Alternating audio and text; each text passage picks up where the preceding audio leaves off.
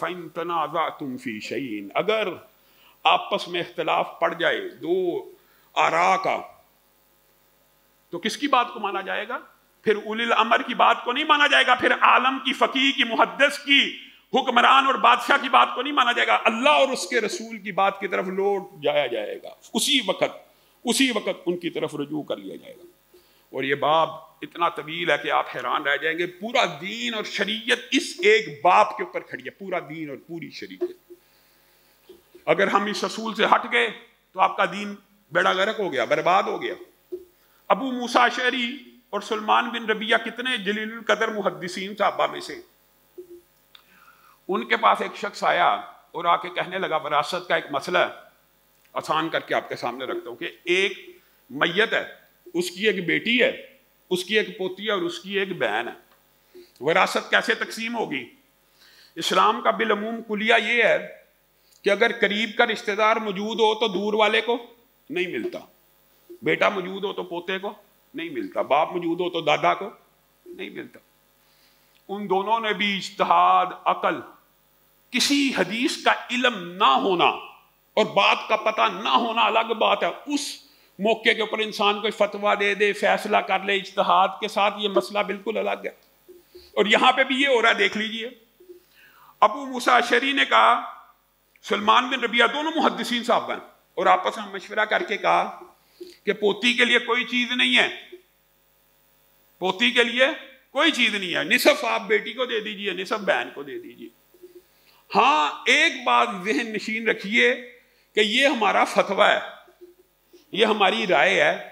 عبداللہ ابن مسعود وہاں پہ بیٹھے ہیں، آپ ان سے بھی اس مسئلے کے بارے میں پوچھ لیجئے، اور ہمیں امید ہے وہ ہماری موافقت کریں گے، وہ ہماری رائے کی تائید کریں گے۔ تو یہاں سے یہ بات بھی پتہ چلی کہ اگر انسان کو کسی بارے میں متیقن نہ ہو، قرآن اور سنت کی دلیل کا علم نہ ہو، قرآن کی دلیل کا علم، سنت کی دلیل کا علم، فوری فیصلہ کر دیجیے۔ علم نہ ہو تو پھر کسی اور عالم کی طرف اور کسی فقیہ کی طرف رہنمائی کرنا جائز اور درست ہے۔ ویسے تو ابو موسیٰ اشعری، ان کی اگر آپ فضیلت اور منقبت کا آپ اندازہ کریں تو آگے چل کے میں ایک بات آپ کے سامنے بتاؤں گا کہ عبداللہ ابن مسعود کے پاس یہی شخص آیا اور آگے کہنے لگا، ابو موسیٰ اشعری نے اور سلمان بن ربیعہ نے مجھے یہ مسئلہ بتایا ہے، اور ساتھ میں ایک جملہ کہا ہے کہ ہمیں امید ہے کہ عبداللہ ابن مسعود بھی ہماری موافقت کرے گا۔ عبداللہ ابن مسعود نے وہاں پہ ایک لفظ کہا، لَقَدْ ضَلَلْتُ أَنَا إِذًا، پھر تو میں گمراہ ہو گیا صریح، اگر میں ان کی اس بات میں موافقت کروں گا پھر تو میں گمراہ ہو گیا۔ اس کی وجہ کیا ہے؟ اس کی وجہ یہ تھی کہ عبداللہ ابن مسعود کے پاس ایک حدیث موجود تھی، اور عبداللہ ابن مسعود اگر آپ جیسے یا میرے جیسے ذہن کے لوگ ہوتے، ابو موسیٰ اشعری والسابقون الاولون من المہاجرین کی جب آیت نازل ہوئی نا تو حضرت عمر نے ان کو ایک جملہ پھینکا، کہا ابو موسیٰ اشعری لیٹ ہو گیا، ہجرت تو تیری ہو گئی ہے لیکن تو والسابقون الاولون میں شامل نہیں ہے۔ تو ابو موسیٰ اشعری کے کلیجے پہ چوٹ لگی، غمزدہ ہو گئے کہ حضرت عمر فقیہ ہے، کہ حضرت عمر جیسا بندہ مجھے کہہ رہا ہے کہ تو ہجرت میں لیٹ ہو گیا، ہجرت کا تجھے تو ثواب مل گیا، لیکن والسابقون الاولون، جو پہلے سب سے اعلیٰ قسم کی جو کلاس ہے صحابہ میں، تو ان سے محروم ہے۔ ابو موسیٰ اشعری جو ہیں غمزدہ عالم میں رسول اللہ صلی اللہ علیہ وسلم کی بارگاہ میں پیش ہوئے اور کہنے لگے، اللہ کے رسول، حضرت عمر نے ایسا کہا ہے۔ رسول اللہ صلی اللہ علیہ وسلم نے کہا، خاموش رہو، نماز کے بعد میں بتلاؤں گا۔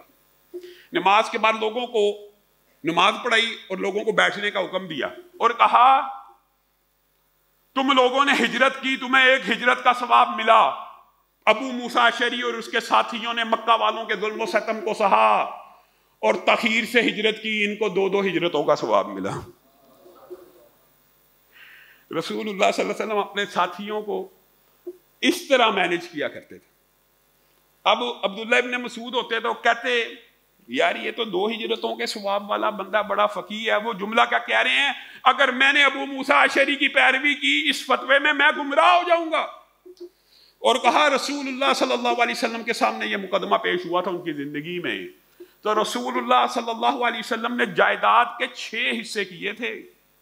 بیٹی کو آدھا دیا تھا اور بہن کو 2 حصے دیے تھے اور پوتی کو 1 حصہ دیا تھا. فَإِن تَنَازَعْتُمْ فِي شَيْءٍ فَرُدُّوهُ إِلَى اللَّهِ. آپ جیسے میرے جیسے ہوتے کہتے ہیں یار آدھے ابو موسیٰ اشعری کے فتوے پہ عمل کر لو، آدھے عبداللہ بن مسعود کے فتوے پہ عمل کر لو. حدیث رسول موجود ہو، حدیث رسول واضح ہو، حدیث رسول آ جائے اور پھر کسی اور شخص کے فتوے پہ عمل کیا جائے، بندہ گمراہ ہو جاتا ہے. یہ عبداللہ ابن مسعود کا قول ہے، کسی مولوی کا فتویٰ نہیں ہے کہ ابو موسیٰ اشعری کے فتوے پہ بھی اگر میں نے عمل کیا تو میں گمراہ ہو جاؤں گا.